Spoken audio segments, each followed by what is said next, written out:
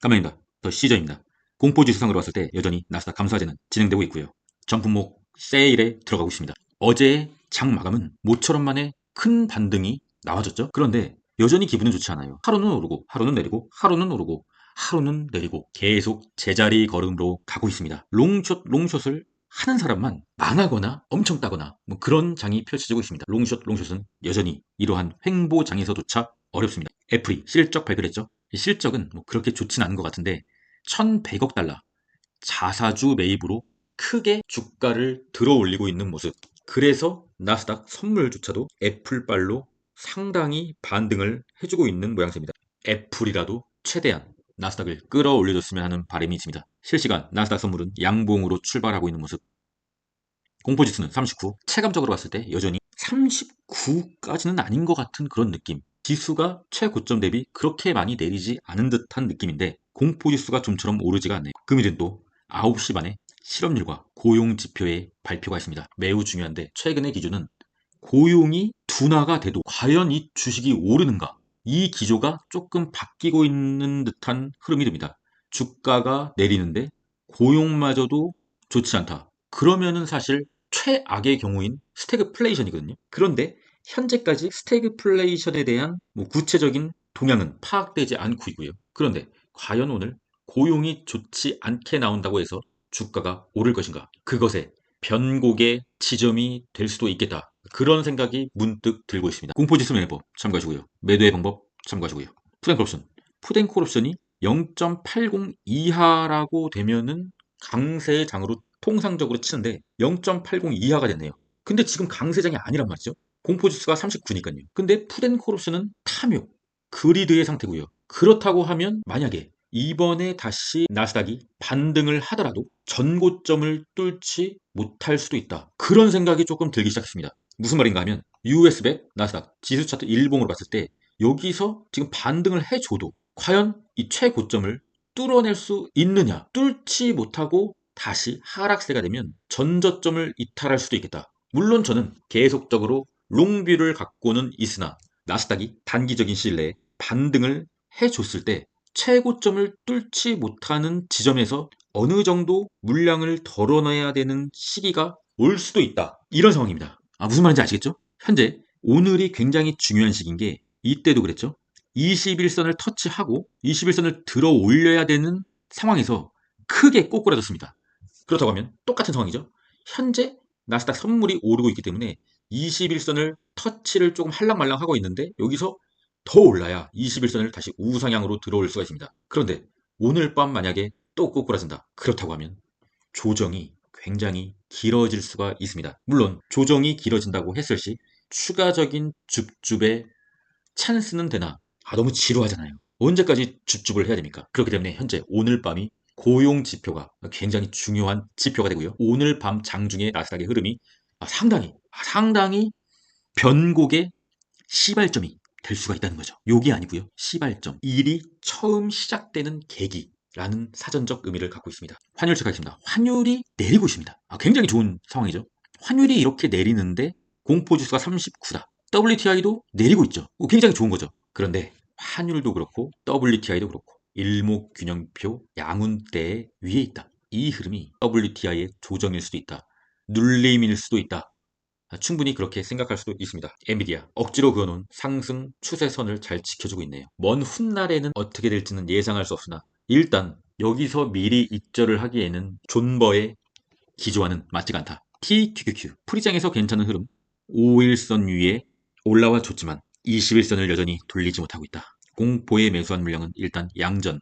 속술도 공포에 매수한 물량은 일단은 양전. 하지만 21선을 돌려야지. 이때처럼 21선을 터치하고 더 올라서 21선을 상방으로 돌려야 하는데 현재 상황은 완벽하게 가즈아롱 추세 전환의 차트는 명확히 아니다. 불주는 뭐 넘어가고요.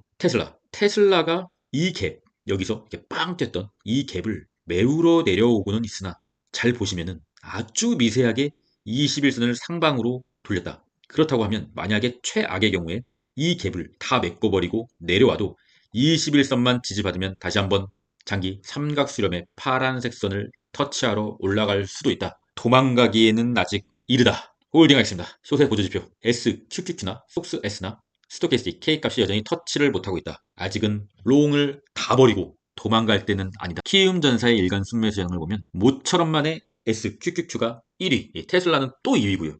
키움전사님께 간곡히 드릴 말씀이 있습니다. 테슬라를 매일매일 줍줍은 하지 마세요. 그러니까 못 올라가는 거예요. 이쯤에서 좀 내릴 사람은 내리시고요. 좀 살려주십시오. 키움전사님, 테슬라 좀 그만 사세요. 좀 먹고 삽시다. 하지만 SQQQ는 조금 더 매수해 주시길 바라겠습니다. 그리고 오늘은 특별히 중국 지수에 대해서 간단히 한번 보고 가는 시간을 갖겠습니다. 저 같은 경우는 중국 지수를 샀었다가 매도했거든요. 어제요. 왜 매도했냐? 단기적인 괜찮은 수익이 났고 볼린저 밴드를 뚫어버렸어요. 저는 중국을 잘 믿질 않아요.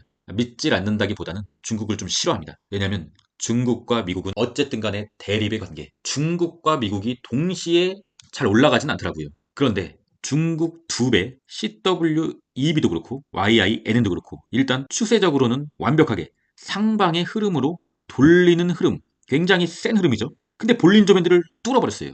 주봉으로 보면은 완전 쓰레기고요. 주봉의 쓰레기인데 일봉상 볼린저 밴드를 뚫어버렸다고요. 그렇다고 하면 오늘의 캔들은 볼린저 밴드 위에서 둥둥 떠서 시작할 것이고요. 일시적으로 볼린저 밴드 안으로 들어오는 흐름을 보였다가 다시 위든 아래든 갈 길을 간다. 개인적으로 봤을 때는 위로 갈 확률이 높다고는 보지만 일시적인 조정이 나올 타이밍이 됐다. 그렇게 판단하고 있습니다.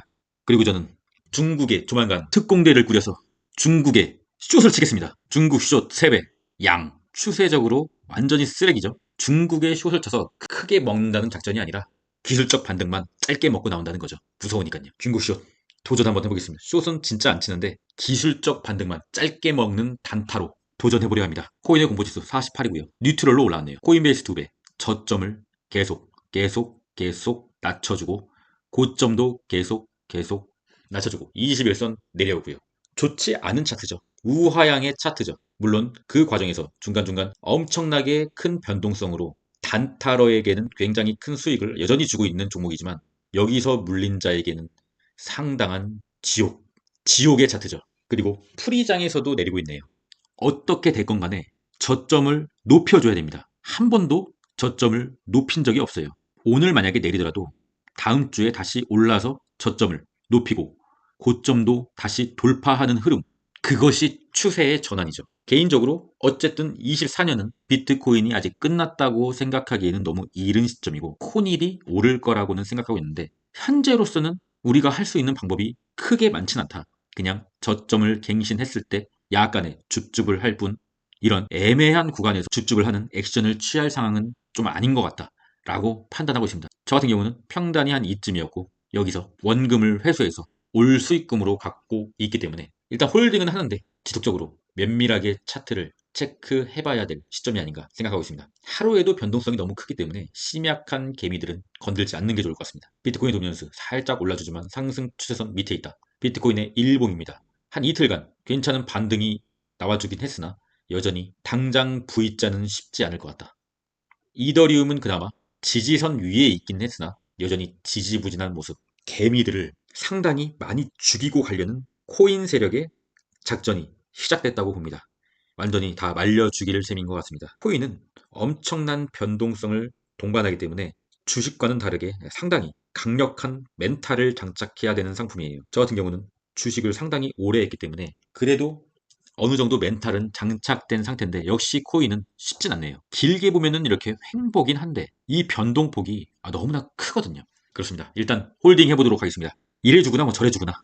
홀딩을 한번 해보고 죽도록 하겠습니다. 더 시저스 멤버십에 열심히님 UDT 가입 정말 감사드리고요. 어쨌든 간에 저 같은 경우는 매일매일 돈을 벌지는 못해요. 당연히 그 누구도 매일매일 돈을 벌진 못합니다. 하지만 긴 시계열로 봤을 때 계속 자산은 우상향하고 있거든요. 계좌는 계속 우상향하고 있습니다. 예를 들어서 4월 달에 뭐 1,000만 원 벌고 5월 달에 뭐 1,500만 원 잃고 6월 달에 또 1,000만 원 벌고 7월 달에 한 1,500만 원 잃고 뭐 이렇게 하면 주식 왜 합니까?